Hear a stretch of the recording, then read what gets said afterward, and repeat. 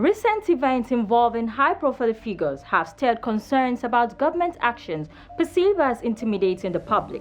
Joe Ajaero, the president of the Nigerian Labour Congress, was arrested by the Department of State Services on September 9, 2024 at Nnamdi Azikiwe International Airport, Abuja. He was on his way to the UK for an official assignment when he was detained without a warrant, sparking an outcry from labour unions. The NLC condemned this as an attempt to suppress their leadership. Ajaero was later released on bail but had his passport seized. This arrest followed recent strikes by the NLC over government policy, which many view as escalating tensions between labour and the government. Ajaero's arrest came on the heels of a series of strikes by the NLC protesting fuel subsidy removals and rising inflation. The implications of his detention have been far-reaching, as the NLC's leadership now faces increasing challenges in balancing advocacy for workers' rights while contending with perceived political persecution.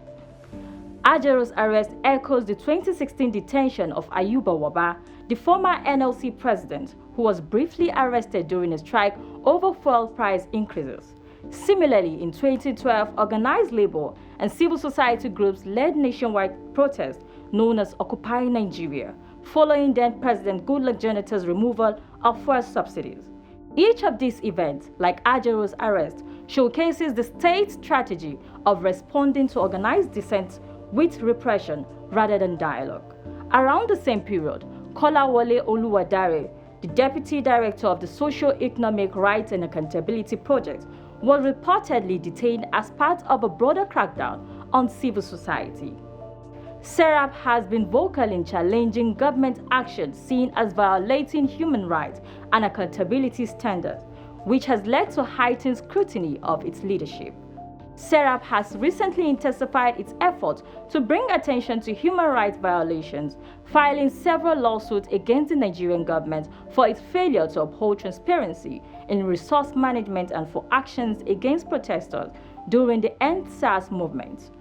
Ajuri Ngilale, the former special advisor on media and publicity to President Bola Tinubu, recently stepped down. His resignation on September 7, 2024, followed health concerns within his family.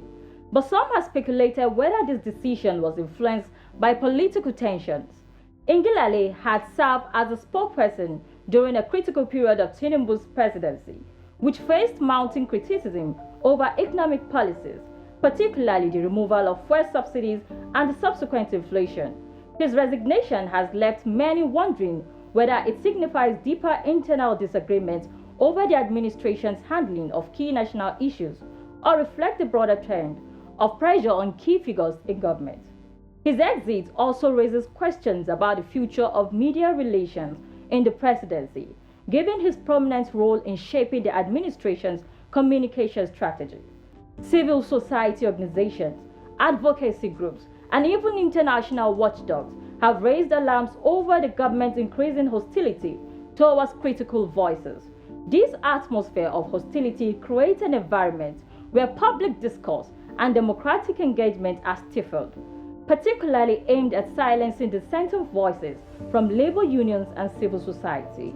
The arrest and resignation, especially those of prominent leaders like Ajaero, have triggered concerns about freedom of expression, movement, and the protection of workers' rights.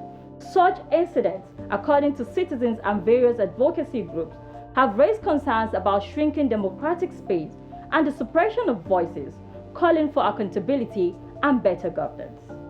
Do not forget to follow us on all our social media platforms on Fact News Hausa and Fact News Africa.